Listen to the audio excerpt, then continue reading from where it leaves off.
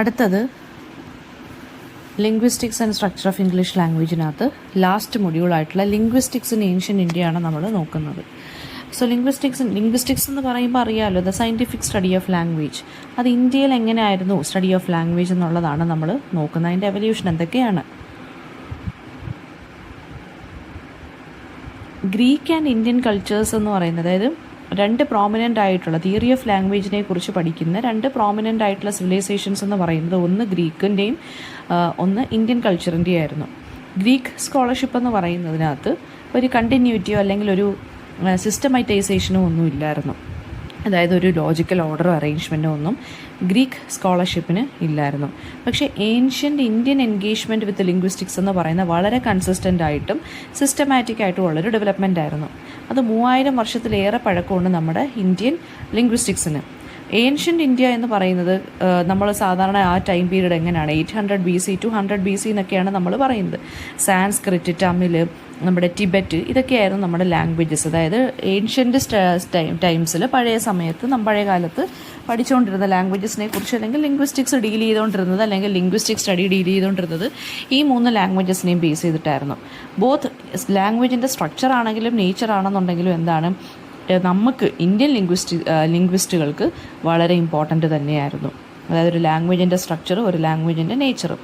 Primary focus and concern of നമ്മുടെ linguistic enquiries എന്ന് പറയുന്നത് എന്തായിരുന്നു, ഈ വേദാസിനെ ബേസ് ചെയ്തിട്ട് അല്ലെങ്കിൽ സ്ക്രിപ്ചേഴ്സിനെ ബേസ് ചെയ്തിട്ടാണ്. അപ്പം നമ്മൾ വേദാസ് അല്ലെങ്കിൽ സ്ക്രിപ്ചേഴ്സ് പ്രിസർവ് ചെയ്ത് അതിനെ ബേസ് ചെയ്തിട്ടാണ് നമ്മൾ ലാംഗ്വേജ് അല്ലെങ്കിൽ ലിംഗ്വിസ്റ്റിക്സിനെ കുറിച്ചുള്ള പഠനങ്ങൾ നടത്തിയത്. സോ നമ്മുടെ ബേസിക് എയിം എന്ന് പറയുന്നത് റിലീജിയസ് ആയിരുന്നു. വേദാസ് സ്ക്രിപ്ചേഴ്സ് എന്ന് പറയുമ്പോഴേ നിങ്ങൾക്കറിയാം. അപ്പോൾ അത് റിലീജിയസ് ആയിട്ടുള്ളൊരു അണ്ടർടോൺ അതിനകത്ത് വരുന്നുണ്ട്. അപ്പോൾ ട്രഡീഷണൽ ഫോക്കസ് എന്ന് പറയുന്നത് എന്തായിരുന്നു, ഒരു സിസ്റ്റം കൊണ്ടുവരിക, ആ സിസ്റ്റത്തിന് പ്യൂരിറ്റി മെയിൻറ്റെയിൻ ചെയ്യുക. അതായത് ഈ റിലീജിയസ് ടെക്സ്റ്റ് ആയിട്ടുള്ള വേദാസിനെ ആണെങ്കിലും നമ്മുടെ സ്ക്രിപ്ചേഴ്സ് ആണെങ്കിലും അതിൻ്റെ പ്യൂരിറ്റി മെയിൻറ്റെയിൻ ചെയ്യാൻ വേണ്ടി ഒരു സിസ്റ്റം കൊണ്ടുവരിക. അതായിരുന്നു ആദ്യമായിട്ടുണ്ടായിരുന്ന പഠനത്തിൻ്റെ ആ ഒരു മെയിൻ എയിം എന്ന് പറയുന്നത്. ഈ സ്ക്രിപ്ചേഴ്സ് എങ്ങനെയാണ് സന്യാസിമാരിങ്ങനെ പഠിപ്പിച്ച് വരുന്നു. ഹൈലി കൺട്രോൾഡ് ആയിട്ടുള്ള മാനറിൽ എറേഴ്സ് ഒന്നും ഇല്ലാത്ത രീതിയിൽ പഠിപ്പിച്ചുകൊണ്ട് വരുമായിരുന്നു. ഓറലിയും ഉണ്ട്, അതുപോലെ തന്നെ പെർഫോമേറ്റിവിറ്റി ചെയ്ത്, അതായത് പെർഫോം ചെയ്തും പ്രാക്ടിക്കലായിട്ടുള്ള തിയറീസ് വെച്ചിട്ട് പ്രാക്ടിക്കലാക്കിയും തിയറി ബേസിലും വെച്ചിട്ടായിരുന്നു പഠിപ്പിച്ചിരുന്നത്. അല്ലെങ്കിൽ ഈ വേർഡ്സിൻ്റെ എല്ലാ അതോറിറ്റി പ്രിസർവ് ചെയ്തിരുന്നത് അങ്ങനെയായിരുന്നു സന്യാസിമാർ. പ്രൈമറി എയിം എന്ന് വെച്ച് കഴിഞ്ഞാൽ എന്താണ്, ഈ പ്രാക്ടീസസ് കൊണ്ട് എന്താണ് ഉദ്ദേശിക്കുന്നത്, ലാംഗ്വേജിൻ്റെ ആ ഒരു പ്യൂരിറ്റി കാത്തു സൂക്ഷിക്കുക. ഓക്കെ, അപ്പം സ്ക്രിപ്ചറൽ ലാംഗ്വേജസിൻ്റെ ഹൈറാർക്കി എന്ന് പറയുന്നത് തന്നെ വേർണാക്കുലർ ലാംഗ്വേജുമായിട്ട്, അതായത് വേർണാക്കുലർ ലാംഗ്വേജ് എന്ന് വെച്ചാൽ നമ്മൾ ഈ ലോക്കൽ ലാംഗ്വേജ് യൂസേജ് എന്ന് പറഞ്ഞാൽ മതി. നമ്മളിപ്പോൾ സംസാരിക്കുന്നത്, അതായത് നമ്മൾ ലോക്കലായിട്ട് യൂസ് ചെയ്യുന്ന വാക്കുകൾ അല്ലെങ്കിൽ ആ ഒരു സ്റ്റൈല്, അതാണ് വേർണാക്കുലർ. സ്ക്രിപ്ചർ ലാംഗ്വേജ് എന്ന് പറയുമ്പോൾ എന്താണ്, കുറച്ചും കൂടി സ്കോളേർലി ആയിട്ടുള്ള ലാംഗ്വേജാണ്. അപ്പോൾ ഈ സ്ക്രിപ്ചറൽ ലാംഗ്വേജിനെ വളരെ സുപ്പീരിയർ ആയിട്ടും വേർണാക്കുലർ ലാംഗ്വേജിനെ ഇൻഫീരിയർ ആയിട്ടുമായിരുന്നു നമ്മൾ കണ്ടുകൊണ്ടിരുന്നത്. സോ ഈ രണ്ടെണ്ണത്തിനെ നമ്മൾ പഠിച്ചിരുന്നതും അങ്ങനെ സെപ്പറേറ്റ് ആയിട്ട് തന്നെയാണ്. അപ്പോൾ ലിംഗ്വിസ്റ്റിക് ഫീച്ചേഴ്സ് വേ സ്റ്റഡിഡ്, നമ്മൾ എങ്ങനെയായിരുന്നു ഈ ലാംഗ്വേജിൻ്റെ ഫീച്ചേഴ്സ് പഠിക്കുന്നത്, നമ്മൾ വ്യാകരണ അല്ലെങ്കിൽ അതായത് വൈയാകരണാസ് അല്ലെങ്കിൽ ഗ്രാമർ എന്നുള്ള രീതിയിലാണ് നമ്മൾ പഠിച്ചിരുന്നത്. ഓക്കെ, അപ്പം വേദാസിനെ കുറിച്ചുള്ളൊരു പ്രോപ്പർ അണ്ടർസ്റ്റാൻഡിങ് വേണമെന്നുണ്ടെങ്കിൽ നമുക്ക് 6 സിസ്റ്റംസിനെ നോക്കണമായിരുന്നു. ആ 6 സിസ്റ്റത്തിനെയാണ് നമ്മൾ വേദാംഗാസ് എന്ന് വിളിക്കുന്നത്. അതായത് വേദങ്ങളെക്കുറിച്ച് പ്രോപ്പറായിട്ട് ഐഡൻറ്റിഫൈ ചെയ്യണമെന്നുണ്ടെങ്കിൽ അതിനൊരു 6 സിസ്റ്റം ഉണ്ടായിരുന്നു. സിസ്റ്റമാറ്റിക് ആയിട്ടുള്ള സ്റ്റഡി ആയിരുന്നു ഇന്ത്യൻ ലിംഗ്വിസ്റ്റിക്സിൽ. അപ്പോൾ അതിന് വേദാംഗാസ് എന്നാണ് ഈ 6 സിസ്റ്റത്തിനെ നമ്മൾ ഒരുമിച്ച് വിളിക്കുന്നത്. അതായത് റിച്വൽസ് എങ്ങനെയാണ് പ്രോപ്പറായിട്ട് ആർട്ടിക്കുലേറ്റ് ചെയ്യുന്നത്, എങ്ങനെയാണ് പറയുന്നത്, മന്ത്രം എങ്ങനെ ഉരുവിടണം, പെർഫോം ചെയ്യുന്നത് എങ്ങനെയാണ്, ഇതിനൊക്കെയായിരുന്നു ഇതിനകത്ത് പറഞ്ഞിരുന്നത്. അപ്പോൾ ഏതൊക്കെയാണ് 6 എണ്ണം എന്ന് വെച്ചാൽ ശിക്ഷ എന്ന് വെച്ചാൽ വേദങ്ങളുടെ പ്രൊനൗൺസിയേഷനുമായിട്ട് കറക്റ്റ് പ്രൊനൗൺസിയേഷനുമായിട്ട് ഡീൽ ചെയ്യുന്ന ഗൈഡ് ലൈൻസ്. കൽപ്പ എന്ന് വെച്ച് കഴിഞ്ഞാൽ ഈ റിച്വലിക് ആസ്പെക്റ്റ് ഓഫ് വേദാസ് എങ്ങനെ മനസ്സിലാക്കണം, എങ്ങനെ ഫോളോ ചെയ്യണം. വ്യാകരണം എന്ന് വെച്ച് കഴിഞ്ഞാൽ വേദാസിൻ്റെ ലാംഗ്വേജിനെ മനസ്സിലാക്കാനുള്ള ഗൈഡ് ലൈൻസ്. നിരുക്ത എന്ന് വെച്ച് കഴിഞ്ഞാൽ എന്താണ്, വേദിക് വേർഡ്സുകൾ മീനിങ് മനസ്സിലാക്കി എടുക്കുക. ചണ്ടാസ് എന്ന് വെച്ച് കഴിഞ്ഞാൽ എന്താണ്, ഈ വേദങ്ങളുടെ മീറ്ററുകൾ മനസ്സിലാക്കി എടുക്കുക. പിന്നെ ജ്യോത്സ്യ എന്ന് വെച്ച് കഴിഞ്ഞാൽ എന്താണ്, ജ്യോതിസ എന്ന് വെച്ചാൽ എന്താണ്, പ്ലാനറ്റിനെ കുറിച്ച്, കോൺസ്റ്റലേഷനെ കുറിച്ച്. നിങ്ങൾക്കറിയാമല്ലോ ജ്യോത്സ്യം അത് തന്നെയാണ് ജ്യോതിസ. പ്ലാനറ്റിനെ കുറിച്ച്, അതിൻ്റെ നമ്മുടെ സ്റ്റാർസിൻ്റെ കോൺസ്റ്റലേഷനെ കുറിച്ചും ഒക്കെ പ്രോപ്പർ ടൈം എന്താണ്, അതിൻ്റെ പൊസിഷൻ എന്താണെന്നൊക്കെ നോക്കുന്നതാണ് ജ്യോതിസ എന്ന് പറയുന്നത്. ഈ 6 കാര്യങ്ങളെ ബേസ് ചെയ്തിട്ടാണ് നമ്മൾ വേദങ്ങളെ മനസ്സിലാക്കി എടുത്തിരുന്നത്. ഇതായിരുന്നു ആ 6 സിസ്റ്റംസ്.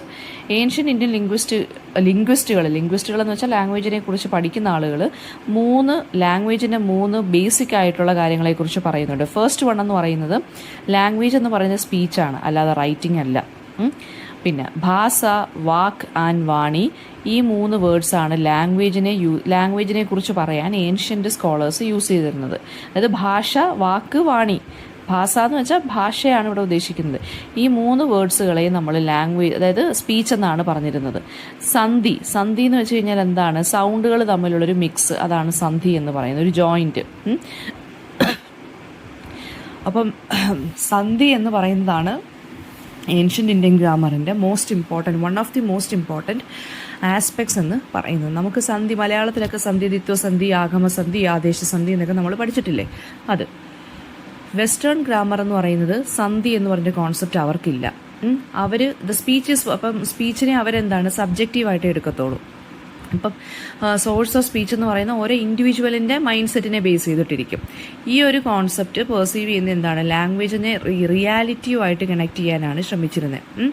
ആൻഡ് തോട്ട്സിനും കണക്ഷൻസും, അതായത് റിയാലിറ്റിയും തോട്ട്സും കണക്ഷൻസുമായിട്ട് ഇങ്ങനെയാണ് എന്താണ് ലാംഗ്വേജിനെ മനസ്സിലാക്കിയിരുന്നത്. അതായത് ലാംഗ്വേജ് എന്ന് പറയുന്നത് ബ്രെയിൻ ആക്ടിവിറ്റിയുടെ റിസൾട്ടായിട്ടാണ്, അല്ലാതെ കമ്മ്യൂണിക്കേഷന് വേണ്ടി മാത്രമുള്ളൊരു കാര്യമായിട്ടല്ല.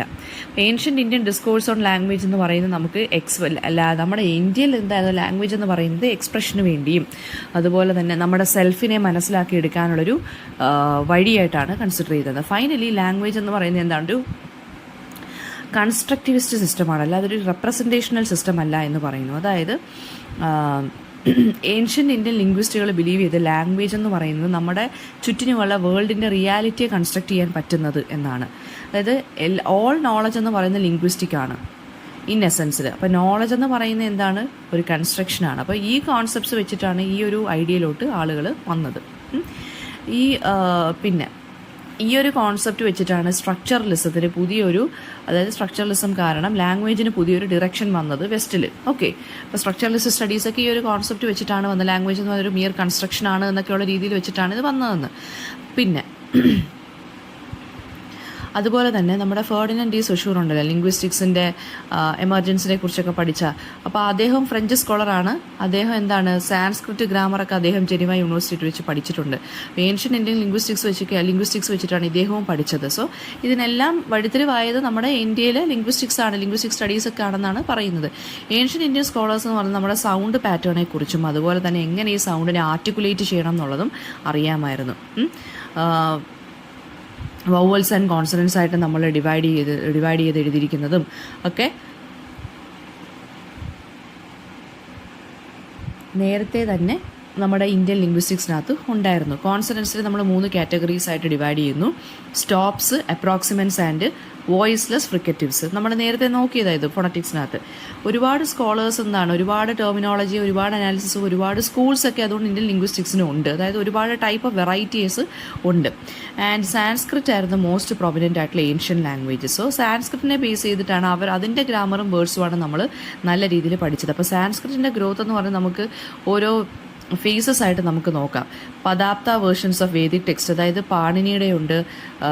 പാണിനിയുടെ തന്നെ അഷ്ടാധ്യായമുണ്ട്, മഹാഭാസ്യ ഓഫ് പതാഞ്ജലി ഉണ്ട്, ഭർതൃഹരിയുടെ കോൺട്രിബ്യൂഷൻസ് ഉണ്ട്, പിന്നെന്താണ് പറഞ്ഞത്, അങ്ങനെ ഒരുപാട് നാഗേശൻ്റെ വർക്കുകളുണ്ട്. അപ്പോൾ ഇങ്ങനെ ഒരുപാട് വെറൈറ്റീസ് ഇങ്ങനെ ഇറങ്ങിയിട്ടുണ്ട്. പാണിനി എന്ന് പറഞ്ഞാൽ എന്താരാണ്? ഒരു സാൻസ്ക്രിറ്റ് സ്കോളറാണ്. അദ്ദേഹത്തിൻ്റെ കോൺട്രിബ്യൂഷനാണ് വളരെ മൈൽ സ്റ്റോൺ ആയിട്ട് നമ്മൾ ഇന്ത്യൻ ലിംഗ്വിസ്റ്റിക്സിൽ കാണുന്നത്.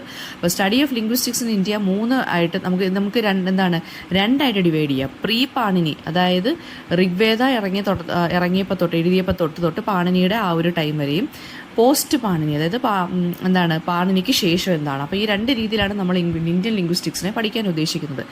ഇനി പാണിനി അഷ്ടാധ്യായി കാരക തിയറി എന്ന് വെച്ചാൽ എന്താണ്? പാണിനി സ്കൂൾ ഓഫ് ഗ്രാമർ എന്ന് പറഞ്ഞാൽ വളരെ ഇന്ത്യൻ ലിംഗ്വിസ്റ്റിക്സിൽ തന്നെ വളരെയധികം ഇമ്പാക്റ്റ് ഉണ്ടാക്കിയതാണ്.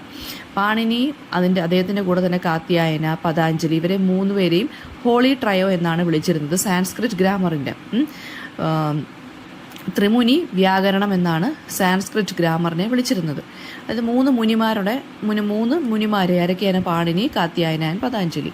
അപ്പം അതിനകത്ത് തന്നെ പാണിനിയുടെ വർക്കിൻ്റെ പേര് അഷ്ടാധ്യായി, കാത്യായൻ്റെ വർക്കിൻ്റെ പേരെന്താണ്? വർത്തിക. അതുപോലെ വാർത്തിക, അതുപോലെ തന്നെ പതാഞ്ജലിയുടെ മഹാഭാഷ്യ. ഓക്കെ, ആൻഡ് ഇവരെ പാണിനിയുടെ പേഴ്സണൽ ഡീറ്റെയിൽസിനെ കുറിച്ചൊന്നും കൂടുതൽ അറിയത്തില്ല. അദ്ദേഹത്തിൻ്റെ ഏറ്റവും ഇമ്പോർട്ടൻറ്റ് വർക്ക് എന്ന് പറയുന്നത് അഷ്ടാധ്യായിയാണ്. ഓക്കെ, ദെൻ ആൻഡ് ഇതിനകത്ത് 8 ചാപ്റ്റേഴ്സ് ഉണ്ട് സാൻസ്ക്രിറ്റ് ഗ്രാമറിനെ കുറിച്ച് മാത്രം പറയാൻ വേണ്ടി. ആൻഡ് അഷ്ടാധ്യായം നമുക്ക് വേണമെങ്കിൽ പറയാം സാൻസ്ക്രിറ്റിനെ കുറിച്ചുള്ള ലാംഗ്വേജിനെ കുറിച്ചുള്ള ഏർലിയസ്റ്റ് ഗ്രാമറാണ്. One of the earliest grammars നമുക്ക് അഷ്ടാധ്യായെക്കുറിച്ച് പറയാം. വളരെ സോഫിസ്റ്റിക്കേറ്റഡ് ആയിട്ടുള്ള വളരെ സ്കോളർലി ആയിട്ടൊരു വർക്കാണ്. ഇതിനകത്ത് ബോത്ത് എന്താണ് ഫോണറ്റിക്സിനെ കുറിച്ചും ഫോണോളജിയെക്കുറിച്ചും ഒക്കെ പറഞ്ഞു പോകുന്നുണ്ട്. 4000 റൂൾസിനെ അല്ലെങ്കിൽ സൂത്രങ്ങളെക്കുറിച്ചാണ് പറഞ്ഞേക്കുന്നത് ഇതിനകത്ത്, ഗ്രാമറിനെ കുറിച്ചും ഫോണറ്റിക്സിനെ കുറിച്ചും റിലേറ്റഡ് ടു സാൻസ്ക്രിറ്റ്. 8 ചാപ്റ്റേഴ്സിനെ നമ്മൾ 4 സെക്ഷനായിട്ട് അല്ലെങ്കിൽ പദങ്ങളായിട്ടും ഡിവൈഡ് ചെയ്യുന്നുണ്ട്. അതിനകത്ത് മോർഫോളജി എന്താണെന്നും സാൻസ്ക്രിറ്റ് ലാംഗ്വേജിൻ്റെ ഗ്രാമറിനെ കുറിച്ച് സിൻറ്റാക്സിനെ കുറിച്ചൊക്കെ പറഞ്ഞു പോകുന്നുണ്ട്. അതുപോലെ തന്നെ ഈ സ്ക്രിപ്ചറിനകത്തുള്ള ലാംഗ്വേജിനെ കുറിച്ചും ഈ അല്ലാതെ വെർനാക്കുലർ ആയിട്ടുള്ള ലാംഗ്വേജിനകത്തും വരുന്ന ഡിഫറൻസുകളെ കുറിച്ചും ഈ ഒരു വർക്കിനകത്ത് പറഞ്ഞു പോയിട്ടുണ്ട്. ആൻഡ് ഇറ്റ് ഇസ് പാണിനി എന്ന് പറയുന്നത് എന്താണ്, പാണിനി ഈ ഒരു വർക്ക് എഴുതിയത് ഏത് സമയത്താണെന്ന് വെച്ചാൽ ബുദ്ധിസം ജൈനിസം ഒക്കെ നല്ല രീതിയിൽ ഫ്ലറിഷ്ഡായിട്ട് നിന്നിരുന്ന കാലവും ഹിന്ദുസം കുറച്ചും കൂടി താപ്പോട്ട് നിന്നിരുന്ന കാലത്തായിരുന്നു ഇത് എഴുതിയിരുന്നത്. അപ്പോൾ അഷ്ടാധ്യായി ശരിക്കും പറഞ്ഞു കഴിഞ്ഞാൽ സാൻസ്ക്രിറ്റ് ലാംഗ്വേജിനെ പ്രിസർവ് ചെയ്യുക, അതിനോടൊപ്പം വേറെ ഉദ്ദേശങ്ങളുമൊക്കെ ഉണ്ടായിരുന്നു. പാണിനിയുടെ ഏറ്റവും മാഗ്നസ് ഓപ്പസ് ആണ് അക്ഷര സമമ്യ എന്ന് പറയുന്നത്. അതായത് 14 സൂത്രങ്ങളുണ്ട് അതിനകത്ത്, അതായത് 14 റൂൾസാണുള്ളത് അതിനകത്ത്. പിന്നെ സൂത്രപദ എന്നും പറഞ്ഞ് 4000 സൂത്രങ്ങളെക്കുറിച്ച് പറയുന്നുണ്ട്. ധാതുപദ എന്നും പറഞ്ഞ് 1967 വെർബ് റൂൾസിനെ കുറിച്ച് പറയുന്നുണ്ട്. പിന്നെ ഗണപദ. ഓക്കെ, അപ്പോൾ സൂത്രപദ എന്ന് പറയുന്നത് എന്താണ്, അതായത് സാൻസ്ക്രിറ്റിനെ കുറിച്ചുള്ള ഒരു കോംപ്രിഹെൻസീവ് റൂൾ ബേസ്ഡ് ബുക്കാണത്. അതർ 3 എന്ന് പറയുന്നത് എന്താണ്, ബാക്കി 3 എന്ന് പറയുന്നത് ബേസിക് ഡേറ്റാ ബേസസ് ആണ് പാണിനിയുടെ സിസ്റ്റത്തിൻ്റെ. ഓക്കെ, പിന്നെ അക്ഷര സമമന്യ എന്ന് പറയുന്നത് എന്താണ്, അതിനകത്ത് സൗണ്ട് ഡയറക്ടറിയാണ്. 14 ക്ലാസ് ഓഫ് സൗണ്ടുകൾ ഉണ്ടെന്നാണ് പറഞ്ഞിരിക്കുന്നത്. ഓക്കെ, അതായത് അതിൻ്റെ നമ്മൾ ഓരോ വാക്കുകൾ ഓരോ ലെറ്റേഴ്സ് ആൽഫബറ്റ്സ് പറയുമ്പം അതിൻ്റെ ലെങ്ത്തിനുള്ളത്, നേസാലിറ്റിയിലുള്ളത്, ആക്സൻറ്റിലുള്ള വ്യത്യാസങ്ങൾ, ഇതിനെക്കുറിച്ചൊക്കെയാണ് സൗണ്ട് ഡയറക്ടറി അല്ലെങ്കിൽ അക്ഷര സമമന്യായ്ക്കകത്ത് പറഞ്ഞു പോകുന്നത്. സൂത്രപദയ്ക്കകത്ത് 4000 സൂത്രങ്ങളാണുള്ളത്. അത് ചാപ്റ്റേഴ്സായിട്ടും സബ് ചാപ്റ്റേഴ്സായിട്ടുമാണ് ഡിവൈഡ് ചെയ്തേക്കുന്നത്. 4 പാർട്സ് ആയിട്ടുണ്ട്. വീണ്ടും ഫസ്റ്റ് സെക്ഷൻ ചാപ്റ്റർ 1 and 2 എന്ന് പറയുന്നത് അതിൻ്റെ ബേസ് ക്ലാസിഫിക്കേഷനെ കുറിച്ചാണ്. സെക്കൻഡ് സെക്ഷൻ എന്ന് പറയുന്നത് ഈ ബേസിസിനെ ഡിറൈവ് ചെയ്ത് എങ്ങനെയാണെന്നും. തേർഡ് സെക്ഷൻ എന്ന് പറയുന്നത് പ്രിഫിക്സ് എന്താണെന്ന് പറയുന്നു. ഫോർത്ത് സെക്ഷൻ എന്ന് പറയുന്നത് മോർഫോഫോണീമിക്സിനെ കുറിച്ചാണ് പറയുന്നത്. ഓക്കെ, സൗണ്ടിനെ കുറിച്ചും മീനിങ്ങിനെ കുറിച്ചും ഒക്കെയാണ് പിന്നെ പറഞ്ഞു പോകുന്നത്. അപ്പോൾ പാണിനി സൂത്രങ്ങളെന്ന് പറയുന്നത് വേർഡ്സിനെ ഫോർമുലേറ്റ് ചെയ്യാൻ, ഡിഫറെൻറ്റ് ടെക്നിക്സ് യൂസ് ചെയ്ത് വേർഡ്സിനെ ഫോർമുലേറ്റ് ചെയ്യാൻ വേണ്ടിയാണ്. അങ്ങനെ 4000 സൂത്രങ്ങളാണ് ഉള്ളത്. ഓക്കെ, പിന്നെ ഒരു ആർട്ടിഫിഷ്യൽ സിസ്റ്റമായിട്ടും പാണിനി ഡെവലപ്പ് ചെയ്തു സാൻസ്ക്രിറ്റിനെ അനലൈസ് ചെയ്യാൻ, അതിൻ്റെ ഗ്രാമർ കണ്ടുപിടിക്കാനും ഒക്കെ. അപ്പം സൂത്രാസ് എന്ന് പറഞ്ഞാൽ എന്താണ്, റൂൾ ടൈപ്സ് ആണ്. അത് 7 എണ്ണം ഉണ്ട്. വിധി എന്ന് വെച്ച് കഴിഞ്ഞാൽ എന്താണ്, ഈ ഓപ്പറേഷൻ അല്ലെങ്കിൽ പ്രൊവിഷൻ, അതായത് സിമ്പിൾ വൗവലിനെ നമ്മൾ ലെങ്തൻ ചെയ്യുന്നു if they are followed by a similar vowel. സംജ്ഞ എന്ന് വെച്ച് കഴിഞ്ഞാൽ മീനിങ് എന്താ, ക്ലാസ്സും ഒരു വേർഡിൻ്റെ ക്ലാസ് എന്താണ് അല്ലെങ്കിൽ അതിൻ്റെ റൂൾസ് എന്താണ്. അധികാര എന്ന് വെച്ചാൽ ഹെഡിങ്സിനെ കുറിച്ച് പറയുന്നു. ആദിദേശ എന്ന് പറഞ്ഞാൽ എക്സ്റ്റൻഷനെ കുറിച്ച്, വേർഡിൻ്റെ എക്സ്റ്റൻഷനെ കുറിച്ച് സംസാരിക്കുന്നു. നിയമ എന്ന് വെച്ചാൽ എന്താണ്, റെസ്ട്രിക്ഷൻസ് എന്ന് പറയാം. നിഷേധ എന്ന് വെച്ചാൽ നെഗേഷൻ. പരിഭാഷ എന്ന് വെച്ചാൽ എന്താണ്, മെറ്റാ റൂൾ. ഈ ഒരു 7 കാര്യങ്ങളെക്കുറിച്ചാണ് ഇതിനകത്ത് പറയുന്നത്, സൂത്രപദയ്ക്കകത്ത് പറയുന്നത്. 4000 സൂത്രങ്ങൾ ഇതിനെ ബേസ് ചെയ്തിട്ടാണ് എഴുതിയിരിക്കുന്നത്.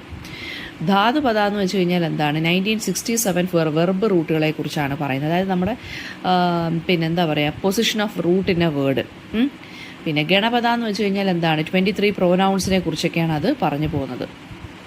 ദെൻ അഷ്ടാധ്യായി ഓഫ് പാണിനി എന്ന് പറയുന്നത് ഒരു ലാംഗ്വേജിനെ കുറിച്ച് കംപ്ലീറ്റ് ആയിട്ടുള്ളൊരു ഡിസ്ക്രിപ്ഷനാണ് ആ വാക്കിനകത്ത് പറയുന്നത്. അതായത് സാൻസ്ക്രിറ്റിനെ കുറിച്ചുള്ള കംപ്ലീറ്റ് ഡിസ്ക്രിപ്ഷൻ ഉണ്ട്. അതൊരു ഫസ്റ്റ് അറ്റംപ്റ്റ് ആണ് അങ്ങനെ നടത്തിയിട്ടുള്ളതിൽ വെച്ച്.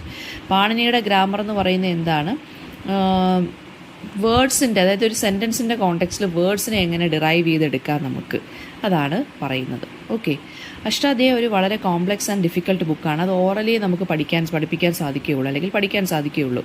അതായത് വളരെ ക്ലാരിറ്റിയുടെ കാര്യമല്ല പറയുന്നത്, വളരെ ചെറുതായിട്ടാണ്, അതായത് വളരെ ഷോർട്ടായിട്ടാണ് ഇത് എഴുതി പോയേക്കുന്നത്, വളരെ കോഡഡ് ആയിട്ടാണ് ഇത് എഴുതി പോയേക്കുന്നത്.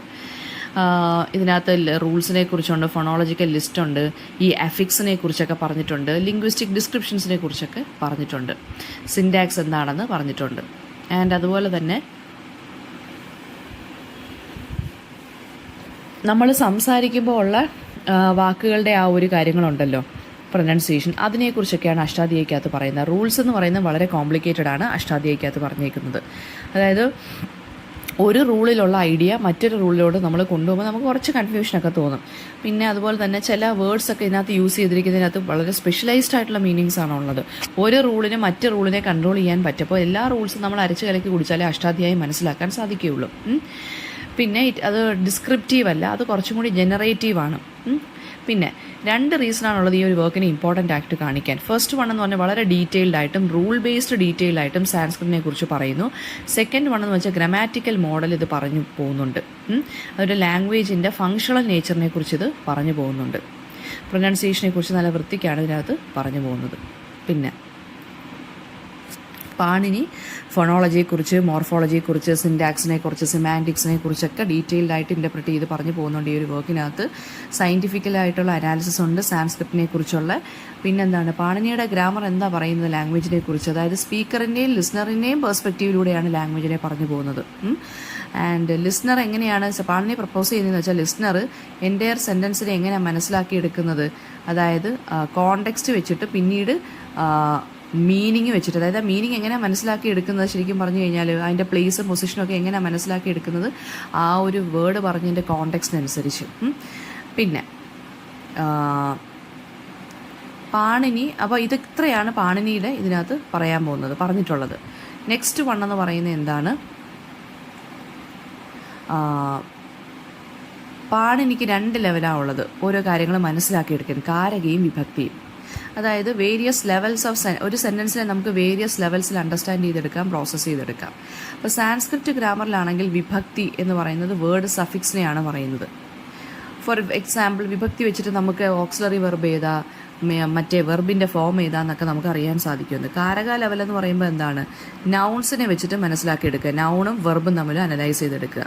ഓക്കെ, അതായത് വെർബും ബാക്കിയുള്ള അതർ നൗൺസിൻ്റെ സെൻറ്റൻസുമായിട്ടുള്ള കണക്ഷൻ മനസ്സിലാക്കി എടുക്കുക. അപ്പോൾ ലാംഗ്വേജിൻ്റെ ആ ഒരു സെമാൻറ്റിക് ലെവൽ കാരക ലെവലിലാണ് നമ്മൾ മനസ്സിലാക്കുന്നത്. പിന്നെ പാണിനിയുടെ ഗ്രാമറിൽ ഏറ്റവും ഇമ്പോർട്ടൻ്റ് ആയിട്ടുള്ള കാര്യം വെർബുകളാണ്. പിന്നെ അഷ്ടാധ്യായിക്കകത്ത് പിന്നെ പാണിനി തിയറി ഓഫ് കാരകയെക്കുറിച്ച് പറയുന്നുണ്ട്. അതായത് ക്രിയയുടെ ബേസിസിൽ അല്ലെങ്കിൽ കാരക, അതായത് ആക്ഷൻ്റെ ബേസിസിൽ, അതായത് ഫാക്ടറിൻ്റെ ബേസിസിൽ അല്ലെങ്കിൽ വെർബിൻ്റെ ബേസിസിൽ അവർ തമ്മിലുള്ള റിലേഷൻസ് എന്താണ് അതിനെക്കുറിച്ചാണ് അതിനകത്ത് പറഞ്ഞു പോകുന്നത്. കാരക എന്ന് വെച്ചാൽ വൺ ഹൂ ഡസ് സംതിങ് എന്നാണ് മീനിങ്. അതായത് ഒരാൾ പെർഫോം ചെയ്യുന്നത്, വൺ ഹൂ പെർഫോംസ്, അല്ലെങ്കിൽ one who is related to the action. അപ്പം വെർബിനാണ് ഇവിടെ കൂടുതൽ ഇമ്പോർട്ടൻസ് കൊടുക്കുന്നത്. ക്രിയയാണെങ്കിലും കാരകയാണെന്നുണ്ടെങ്കിലും അങ്ങോട്ടും ഇങ്ങോട്ടും എന്താണ് ഇൻ്റർഡിപ്പെൻഡൻ്റ് ആണ്. ഓക്കെ, ദെൻ പാണിനിയുടെ തിയറി ഓഫ് കാരക എന്ന് പറയുന്നത് വേറൊരാളും കൂടി സപ്പോർട്ട് ചെയ്തു, വേറൊരു ലിംഗ്വിസ്റ്റും കൂടെ. അയാളുടെ പേരാണ് പതാഞ്ജലി. പിന്നെ അപ്പോൾ അദ്ദേഹത്തിനെ ബേസ് ചെയ്തിട്ടാണെന്നുണ്ടെങ്കിൽ 6 ഡിഫറെൻറ്റ് ടൈപ്സ് ഓഫ് കാരക റിലേഷൻസ് ഉണ്ട്. ഫസ്റ്റ് വൺ എന്ന് പറയുന്നത് കർത്ത അല്ലെങ്കിൽ കർത്തൃ, അതായത് ആക്ഷൻ പെർഫോം ചെയ്യുന്ന ആൾ ഇൻഡിപെൻഡൻ്റ് ആയിട്ട്. കർമ്മ, അതെന്ന് വെച്ചാൽ റിസൾട്ട് എന്താണ്. പിന്നെ കാരണം, പിന്നെന്താണ് സമ്പ്രദാന, അപദാന, അധര. അധരയെ നമ്മൾ അധികാരണ എന്നും പറയാറുണ്ട്. ഫസ്റ്റ് 3 സെക്ഷനുകളെ നമ്മൾ ഫോർമോസ്റ്റ് കാരകാസ് എന്നും ലാസ്റ്റ് 3 വരെ നമ്മൾ ഇൻഫ്ലുവൻസ്ഡ് കാരകാസ് എന്നുമാണ് വിളിക്കുന്നത്. അപ്പോൾ പാണിനിയുടെ കോൺട്രിബ്യൂഷൻ ടു ഗ്രാമർ എന്ന് പറയുന്ന ഒരു സിസ്റ്റമാറ്റിക് വർക്കാണ്. പിന്നെ ഇപ്പോൾ ഒരുപാട് ജനറൽ റൂൾസൊക്കെ ഇതിനകത്ത് പറയുന്നുണ്ട്. ലാംഗ്വേജിലുള്ള എക്സെപ്ഷൻസ് ഇതിനകത്ത് പറഞ്ഞു പോകുന്നുണ്ട്. അതായത് ഓരോ വേർഡ്സ് തമ്മിലുള്ള അട്ടറൻസ് എങ്ങനെയാണെന്നും അതിനെ സ്റ്റെമ്മായിട്ട് ഫിക്സായിട്ട് എങ്ങനെ ഡിവൈഡ് ചെയ്യുക എന്നുള്ളതൊക്കെ ഇതിനകത്ത് പറഞ്ഞു പോകുന്നുണ്ട്. പിന്നെ